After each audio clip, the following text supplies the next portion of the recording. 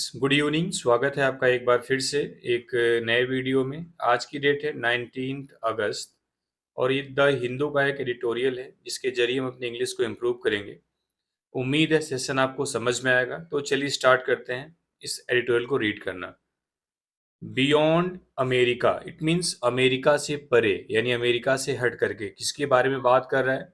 पूरा जब पढ़ लेंगे तो लास्ट में आपको समझ में आ जाएगा। ठीक, चलिए।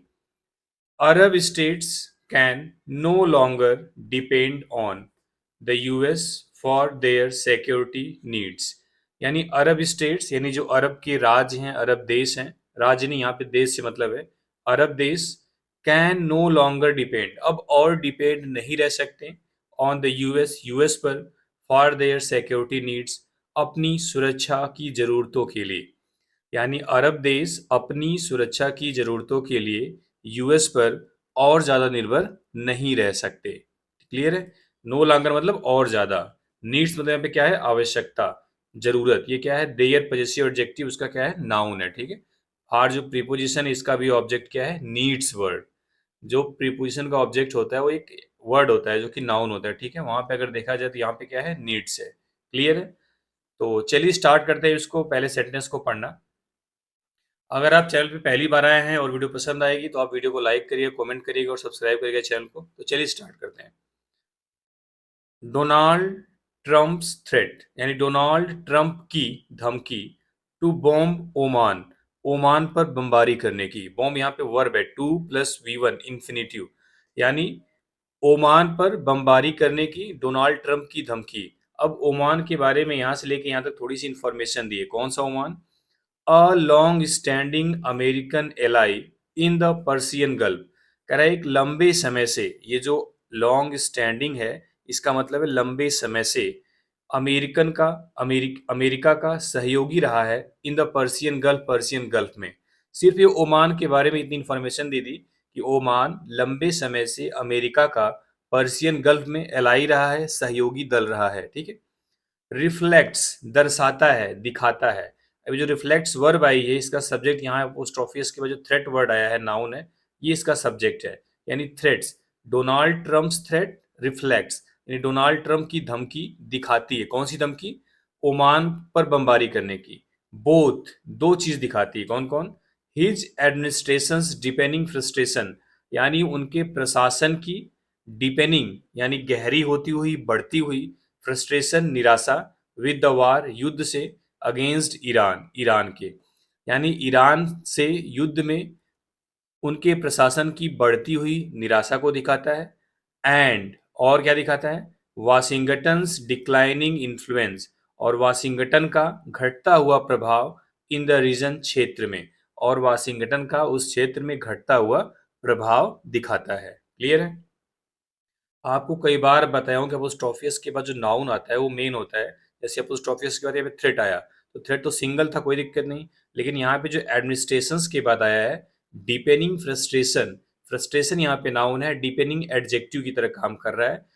बढ़ता हुआ, डिपेनिंग मतलब क्या, तो गहरा होता हुआ, बढ़ता हुआ। उसी तरह सेम यहाँ पे है, वाशिंगटन्स डिक्लाइनिंग इन्फ्लुएंस, यानी वाशिंगटन का घटता हुआ प्रभाव। ये जो इन्फ्लुएंस है ये आपका नाउन है। ठीक है। डिक्लाइनिंग क्या हो गया आपका? एडजेक्टिव, कम होता हुआ। ठीक है। तो उम्मीद है पहले सेंटेंस में समझ में आया होगा। सबसे इंपॉर्टेंट चीज होती है आपको हर एक सेंटेंस में एटलीस्ट सब्जेक्ट और वर्ब, यानी सब्जेक्ट वर्ब एग्रीमेंट समझ में आना चाहिए। तो इस सेंटेंस की बात करें तो रिफ्लेक्ट्स वर्ब थी, सब्जेक्ट का क्या था? थ्रेट, सिंगुलर था इसलिए यहाँ पे थ्रेट्स सॉरी रिफ्लेक्ट्स हो गया। क्लियर है? चलिए आगे देखते हैं। कह रहा है this is the second time, यानी यह दूसरी बार है, दैट द यूएस लीडर, कि जो यूएस के नेता हैं डोनाल्ड ट्रंप, हैज थ्रीटेंड, इन्होंने धमकाया है, टू अटैक ओमान, ओमान पर हमला करने की धमकी दी है। थ्रेटन मीन्स क्या होता है? धमकी देना। ये जो ईएन है ना, यहां तक वर्ब की बेस फॉर्म है, THREATEN, थ्रेटन बेस फॉर्म है, थ्रेटेंड वर्ब की थर्ड फॉर्म है यहाँ पे, क्योंकि हैज लगा हुआ है। ठीक है। यानी यह दूसरी बार है जब यूएस के नेता ने ओमान पर हमला करने की धमकी दी है। अब फिर ओमान के बारे में थोड़ी सी और जानकारी दे दिया। विच किसके लगा हुआ है? ओमान के लिए। विच होस्टेड, जिसने मेजबानी की थी, टास्क यानी बातचीत की, ये होस्टेड की ऑब्जेक्ट है तो नाउन है यहाँ पे, टास्क वर्ब मत समझना। ठीक है। विच होस्टेड टास्क, जिसने बातचीत की मेजबानी की थी, between Washington and Tehran, Washington और तेहरान के बीच में, बिफोर द ही मतलब ये यूएस लीडर यानी डोनाल्ड ट्रंप के लगा हुआ है, before he launch the war on February 28, यानी उनके 28 फरवरी को वार लॉन्च यानी वार शुरू करने से पहले ओमान ने ही इन दोनों देशों की बातचीत करने की मेजबानी की थी। क्लियर है? तो यहाँ तक तो सारे वर्ड समझ में आए होंगे। इसकी लैंग्वेज हम कह सकते हैं, एडिटोरियल भले ही है लेकिन इसकी लैंग्वेज आप इजी टू मॉडरेट ही कहेंगे। चलिए आगे देखते हैं।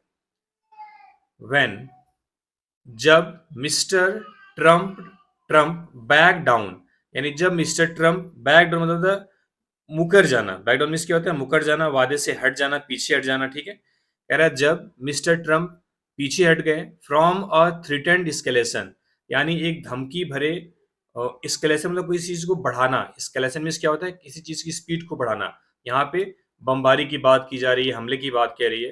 तो कह रहा है जब मिस्टर ट्रंप अपने धमकी भरे जो हमले थे उसको उससे पीछे हट गए। कब? आफ्टर 30 days ऑफ बॉम्बिंग, यानी 13 दिनों की बॉम्बिंग के बाद ऑन ईरान, ईरान पर इन जुलाई, जुलाई में कह रहा है जुलाई में ईरान पर 13 दिनों तक जो बमबारी है उसके बाद जब ट्रंप धमकी भरे हमले से पीछे हट गए, बैक डाउन हो गए, तो ही सेड, उन्होंने कहा, क्या कहा? The US and Iran were close, यानी यूएस और ईरान नजदीक थे, टू अ डील, डील के, ऑन री ओपनिंग, फिर से खोलने के लिए, the state of Hormuz, state of Hormuz को। यानी उन्होंने 13 दिन की बॉम्बिंग के बाद पीछे हटते हुए कहा था कि यूएस और ईरान स्टेट ऑफ हॉर्मुज को री ओपन यानी फिर से खोलने का जो डील है, जो समझौता है, उसके काफी नजदीक है। विच वॉज क्लोज्ड, अब विच लगा है किसके लिए? स्टेट ऑफ हॉर्मुज के लिए। रिलेटिव प्रोनाउन है। विच वॉज क्लोज्ड, जिसे बंद कर दिया गया था, बाय ईरान, ईरान के द्वारा। वाज के साथ कहीं पे भी वर्ग की थर्ड फॉर्म आए, सेंटेंस पैसिव वॉइस में होगा। विच वॉज क्लोज्ड, जिसे बंद कर दिया गया था, बाय ईरान, ईरान के द्वारा, आफ्टर, किसके बाद? इट वॉज अटैक, जब इस पर अटैक किया गया था। इट मतलब ईरान पर, वाज के साथ वर्ग की थर्ड फॉर्म है पैसिव वॉइस, यानी जब इस पर हमला किया गया था उसके बाद से इसे क्लोज कर दिया गया था ईरान के द्वारा। बट लेकिन ईरान नेवर सेड, लेकिन ईरान ने कभी नहीं कहा, क्या? दैट की इट हैड एग्रीड, इट मतलब ईरान सहमत हुआ है, टू अ डील, एक समझौते को लेकर के, विद द यूएस, यूएस के साथ, over the state of Hormuz, state of Hormuz के लेकर के ऊपर, स्टेट ऑफ हॉर्मुज को लेकर के। ठीक है, यानी यूएस बार बार कहता रहा कि हम डील के बहुत करीब आ गए हैं, लेकिन कह रहा है बट ईरान नेवर सेड, लेकिन ईरान ने कभी नहीं कहा कि वह स्टेट ऑफ हॉर्मुज को लेकर के, स्टेट ऑफ हॉर्मुज के ऊपर यूएस के साथ किसी भी डील पर सहमत हुआ है। क्लियर है? एग्री टू समथिंग होता है। एंड इंस्टीड, और इसके बजाय इशू किया, जारी कर दिया, सेवरल डिमांड्स, कई मांगों को, इंक्लूडिंग, जिसमें शामिल है। कह रहा है कि उसने कभी ये नहीं कहा कि हम यूएस के साथ डील करने पर सहमत हो गए हैं, इसके बजाय उन्होंने अपनी कई डिमांड जारी कर दी, कई डिमांड रख दी, इंक्लूडिंग, उन डिमांड में शामिल है क्या चीज? रिलीजिंग फ्रोजन फंड्स, यानी जो फ्रोजन फंड्स है उसको रिलीज करना, उसको मतलब रिलीज करना, आप समझ ही रहे हैं, निकाल देना, दे देना। ठीक है, एंड, और इशूइंग सैंक्शन रिलीफ, और जो प्रतिबंध है उसमें राहत देना, as precondition for any agreement, और ये किसी भी एग्रीमेंट के लिए प्री कंडीशंस के रूप में थी, यानी कोई एग्रीमेंट तभी होगा, ये प्री कंडीशन थी, यानी एग्रीमेंट से पहले की कंडीशन थी, एग्रीमेंट के बाद, एग्रीमेंट के वक्त कौन सी कंडीशन होगी अलग चीज है। ठीक है, तो उन डिमांड में दो डिमांड उसने बता दिया, कौन कौन सी? रिलीजिंग फ्रोजन फंड, यानी फ्रोजन फंड यानी जो जमा हुआ, जो फ्रोजन मतलब फ्रीज का थर्ड फॉर्म होता है। ठीक है, यानी जो जमा हुआ फंड था, जो धन था, उसको इशू करे, जारी करें, और क्या करें, जो प्रतिबंध है, जो सैंक्शन है, उसमें थोड़ी रियायत दे। ठीक है, रिलीफ मतलब क्या होता है? राहत। एवर सिंस, तब से, ओमान अंडर यूएस इन्फ्लुएंस, यानी यूएस इन्फ्लुएंस में, यानी यूएस के प्रभाव में, हैज बीन जो सब्जेक्ट है, वर्ब है, इसकी सब्जेक्ट यहाँ पे ओमान है, यानी Oman has been talking, Oman बातचीत कर रहा था, टू ईरान, ईरान से, सीकिंग अ सेटलमेंट, एक समझौता चाहने के लिए, एक समझौते की मांग करने के लिए। कह रहा है तब से जो ईरान है वह एक समझौते की मांग करने के लिए ईरान से बातचीत कर रहा था। एज ईरान, जैसा कि ईरान, विच, जो मतलब ईरान सरवाइव कर गया 2 राउंड्स ऑफ यूएस बॉम्बिंग, यानी यूएस की बमबारी के 2 राउंड। कह रहा है जैसा कि ईरान जो अमेरिका की बमबारी थी उसके 2 राउंड से बच गया। अब जो रिफ्यूज्ड वर्ब की सेकेंड फॉर्म है, सब्जेक्ट इसका ईरान है। ईरान रिफ्यूज टू, ईरान ने मना कर दिया, टू ऑफर देने के लिए, मेजर कंसेशंस यानी बड़ी रियायत। कह रहा है ईरान ने कोई भी बड़ी कंसेशन, कोई भी छूट, कोई भी रियायत देने से मना कर दिया, क्योंकि वह यूएस बॉम्बिंग से पहले ही 2 राउंड सर्वाइव कर लिया था। इससे क्या हुआ, द यूएस फ्रस्ट्रेशन, यानी जो यूएस की निराशा थी, जो हताशा थी, विथ ओमान, ओमान के साथ, हैज डिपेंड, वह बढ़ गई। यानी इसी की वजह से यूएस के साथ जो फ्रस्ट्रेशन था ओमान का, वह बढ़ गया। Mister Trump has repeatedly claimed, यानी मिस्टर ट्रंप ने बार बार यह दावा किया। Mister Trump has repeatedly claimed, claimed verb की थर्ड फॉर्म है।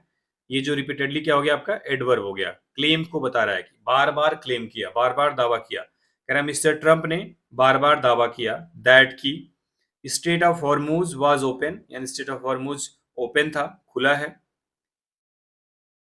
बट, लेकिन, ट्रैफिक, ट्रैफिक मतलब क्या होता है, यातायात, जो लोग जाते आते थे, जो जहाजें जाती थी, थ्रू द वाटर वे, इस पानी के जरिए। कह रहे लेकिन इस जलमार्ग से होकर जाने वाला जो ट्रैफिक था, थ्रू विच, जिसके जरिए 1/5 of the world seaborne oil passed, जिसके जरिए पूरी संसार का, पूरी दुनिया का समुद्र से पैदा होने वाला तेल का 1/5 बिफोर द वार, युद्ध से पहले। कह रहा है जिसके जरिए पूरी दुनिया का जो समुद्री रास्ते से होकर जाने वाला तेल का 5वां हिस्सा जाता था, इज अब नो, इज है nowhere near its prewar level, यानी युद्ध से पहले के लेवल के कहीं करीब नहीं है। ठीक है, दोबारा से देखते हैं। But traffic through the waterway, through preparation हो गया, वाटरवे इसका ऑब्जेक्ट हो गया। यहां देखो, traffic is nowhere near its prewar level, यानी जो ट्रैफिक है वह अपने युद्ध से पहले का जो स्तर था उसके आसपास भी नहीं है, यानी बहुत कम है। अब इसके बारे में, थ्रू द वाटरवे, यानी उस पानी का जो रास्ता था उसके जरिए, जिसके जरिए समुद्र से पैदा होने वाले विश्व के 1/5 ऑयल वहां से गुजरते थे, अब लगभग उसका, उसके आसपास भी नहीं है। द वार हैज रेज्ड, यानी इस युद्ध ने उठाया है, क्वेश्चन, सवालों पे, कई सवाल उठाए हैं, about America's regional security strategy, यानी इस युद्ध ने अमेरिका की जो रीजनल, यानी जो क्षेत्रीय सुरक्षा की रणनीति है उस पर सवाल उठाए हैं। एंड और इट्स कमिटमेंट, और अपनी प्रतिबद्धता, अपने वादे, अपने डेडिकेशन टू द सिक्योरिटी, सुरक्षा को लेकर के, ऑफ इट्स एलाइज, अपने सहयोगी देशों के। कह रहा है इस युद्ध ने अमेरिका की जो रीजनल सिक्योरिटी स्ट्रेटजी है और उसकी जो सहयोगियों की सुरक्षा है उसकी प्रतिबद्धता पर सवाल खड़े कर दिए हैं। क्लियर है। ओवर द ईयर्स, यानी सालों से, the US had built, US ने बनाया था, मिलिट्री बेसिस, यानी military base, military camp, across the Persian gulf, यानी पारस की खाड़ी में। कह रहा है कि वर्षों से यूएस ने पर्सियन गल्फ में अपने कई मिलिट्री बेस बनाए थे, जिसको हम सैन्य अड्डे बोलते हैं। ठीक है। तेहरान हैज टर्न्ड दीज, यानी तेहरान ने, यानी हाउ एवर, हालांकि, लेकिन, तेहरान ने टर्न दीज, इन्हें बदल दिया है, इन बेसिस को, इनटू अ लायबिलिटी, एक बोझ के रूप में, एक बर्डन के रूप में, बाई रिपीटेडली स्ट्राइकिंग देम, बार बार उनको स्ट्राइक करके, उनको मार मार के। ठीक है, किसको, एंड देयर होस्ट कंट्रीज, और उनके मेजबान देशों को, यानी जहां पे वो अड्डे बनाए गए थे उन देशों को, और उन बेसिस को हमला कर करके, स्ट्राइक कर करके एक लाइबिलिटी बना दिया, एक बोझ बना दिया तेहरान ने। ठीक है, एक बार और देख लेते हैं इसको। कह रहा है सालों से यूएस ने पर्सियन गल्फ में कई मिलिट्री बेस बनाए थे, लेकिन तेहरान ने इन बेसिस को, इन अड्डों को एक लायबिलिटी, एक बर्डन, एक बोझ में कन्वर्ट कर दिया, बदल दिया। कैसे, उन पर और उनके जो मेजबान देश हैं उन पर बार बार स्ट्राइक करके, बार बार हमला करके। एट लीस्ट, कम से कम 50 अमेरिकन बेसिस, यानी 15 अमेरिकी अड्डे, इंक्लूडिंग, जिसमें शामिल है 5th फ्लीट हेडक्वार्टर्स इन बहरेन, यानी बहरीन भी पर्शियन गल्फ यानी गल्फ कंट्री है। कह रहा है बहरीन में जो 5th फ्लीट हेडक्वार्टर्स थे उसके समेत 15 American camp are either damaged, या तो उनको डैमेज कर दिया गया, और डिस्ट्रॉयड, या तो नष्ट कर दिया गया।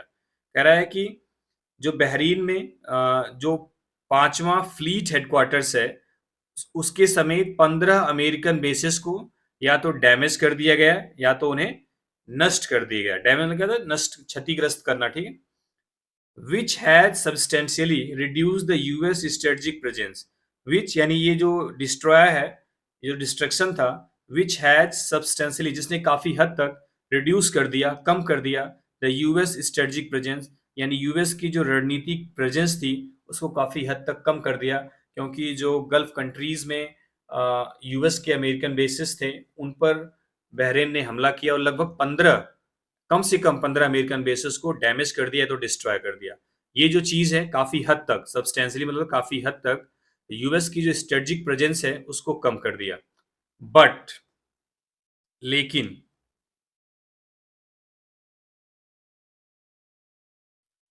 मिस्टर ट्रम्प मालूम नहीं पड़ते to grasp the seriousness of the situation, यानी इस सिचुएशन की गंभीरता को समझते हुए। यानी कह रहा है कि लेकिन जो ट्रम्प हैं वह इस सिचुएशन की सीरियसनेस को ग्रैस्प करते हुए, समझते हुए मालूम नहीं पड़ते हैं। इंस्टीड ऑफ रीएश्योरिंग द एलाइज, यानी अपने सहयोगी देशों को आश्वासन देने के बजाय ही वह इज नाउ थ्रेटनिंग, अब वह धमकी दे रहे हैं, टू बॉम्ब बमबारी करने की, देम उन पर। कह रहा है अब वह उनको आश्वासन रीएश्योर यानी फिर से उनको आश्वासन देने के बजाय उन पर बम यानी बमबारी करने की धमकी दे रहे हैं। बिकॉज क्योंकि दे आर नॉट एबल, वे योग्य नहीं हैं, कौन?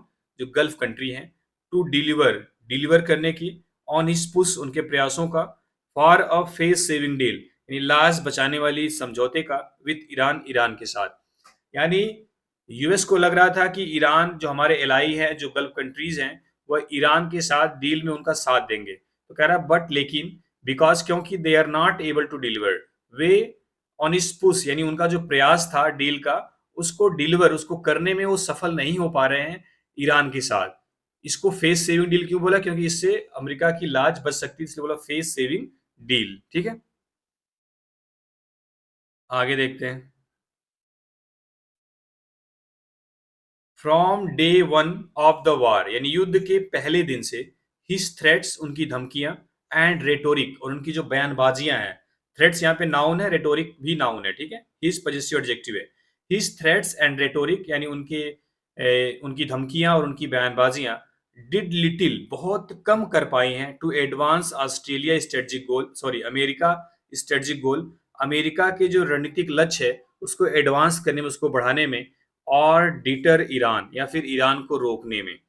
कह रहा है उनकी धमकियां और जो बयानबाजियां थी, जो रेटोरिक थी, उसने अमेरिका का जो रणनीतिक लक्ष्य है उसको आगे बढ़ाने में बहुत ही थोड़ा बहुत मतलब न के बराबर योगदान दिया है।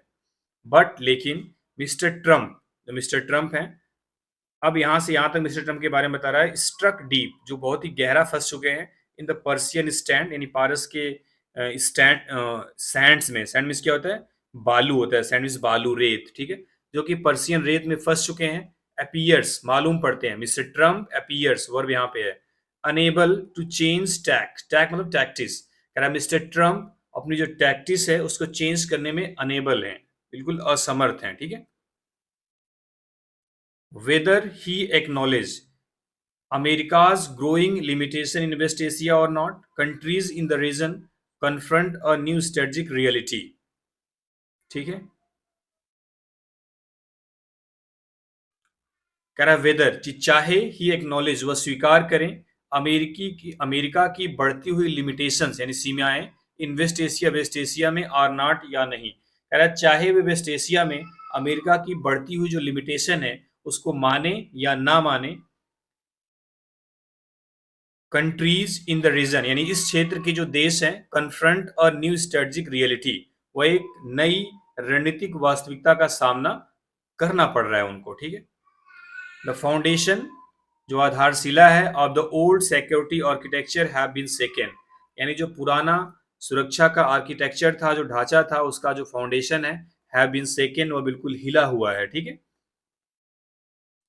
In their hour of need, यानी उनकी जरूरत के समय पे, American bases have turned out to be liability, जो अमेरिकन अड्डे थे वह एक बोझ बन गए हैं, बोझ में तब्दील हो गए हैं, एक लाइबिलिटी बन गए हैं। ठीक है, एक जिम्मेदारी बन गए हैं। दे शुड ऑल्सो रिकॉग्नाइज, उन्हें यह पहचानना चाहिए दैट की the decade old policy of containing Iran has failed. कह रहा है कि जो दशकों पुरानी ईरान को कंटेन करने की पॉलिसी थी वह फेल हो गई है। वह मतलब यहाँ पे कंटेन का मतलब उसको नियंत्रित करने की जो पॉलिसी थी वह फेल हो गई है, उन्हें यह समझना चाहिए। To ensure their own security, अपनी खुद की सुरक्षा को सुनिश्चित करने के लिए, एंड रीजनल स्टेबिलिटी, और क्षेत्रीय स्थिरता को, द पर्सियन गल्फ कंट्रीज, यानी जो पारस की जो खाड़ी के देश हैं, नीड टू लुक, उन्हें देखने की जरूरत है, beyond the America security umbrella, यानी जो अमेरिका की सुरक्षा का प्रोटेक्शन था, जो अम्ब्रेला था, उससे परे सोचना चाहिए, उससे हट करके सोचना चाहिए। ठीक है, यही था ऊपर की headline, beyond the America. And और ले द फाउंडेशन, और एक आधारशिला रखनी चाहिए, एक नींव रखनी चाहिए, of a new regional order, एक नए क्षेत्रीय आदेश की, सेप्ड, जो सेप किया गया हो, बाय अ कोल्ड पीस, शीत युद्ध के द्वारा, between the Arab states and Iran, Arab state और ईरान के बीच में। ठीक है, यानी अरब देश और ईरान के बीच में जो शीत शांति है, कोल्ड पीस मतलब, इसका मतलब है जहां पे शांति तो है, मतलब युद्ध तो नहीं है, लेकिन तनाव है, उसको बोलते हैं कोल्ड पीस। ठीक है। तो उसके द्वारा एक नई व्यवस्था, एक नई रीजनल ऑर्डर, यानी क्षेत्रीय आदेश की नींव रखना चाहिए। ठीक है, ये कहने का मतलब है। चलिए, उम्मीद है समझ में आया होगा। इसकी पीडीएफ आपको टेलीग्राम पे मिल जाएगी, जो इंपॉर्टेंट वर्ड्स होंगे उसको भी आपको बता दिया जाएगा। चलिए, थैंक यू वेरी मच।